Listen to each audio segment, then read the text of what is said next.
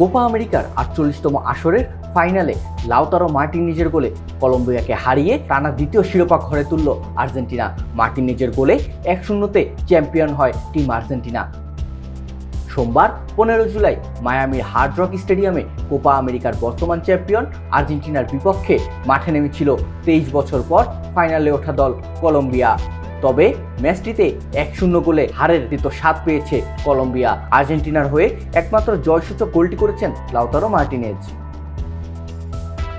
ম্যাচের পুরোটা সময় বল দখল ও নিয়ন্ত্রণে এগিয়ে ছিল কলম্বিয়া। আর্জেন্টিনা শিবিরে ভয় ধরিয়েছিল দলটি, কিন্তু শেষ হাসিটা হাসতে পারল না কলম্বিয়া। অন্যদিকে ব্যাকফুটে থেকে অগোছালো ফুটবল খেলেছে টিম আর্জেন্টিনা। শিরোপা নির্ধারণী ম্যাচের পুরো ৯০ মিনিট দুদল কোনো গোলই পায়নি। ৯০ মিনিট পর লাউতারো মার্টিনেজ মাঠে নামে। অন্যান্য ম্যাচের মতো এই ম্যাচেও গোল করে চমক দেখান তিনি। এই জয়ে শ্রেষ্ঠত্বের স্বাদ পেয়েছে টিম আর্জেন্টিনা। একটানা ৩টি আন্তর্জাতিক শিরোপা জিতেছে তারা। ২টি মহাদেশীয় টুর্নামেন্টের সঙ্গে সর্বশেষ বিশ্বকাপও জিতেছে আর্জেন্টিনা।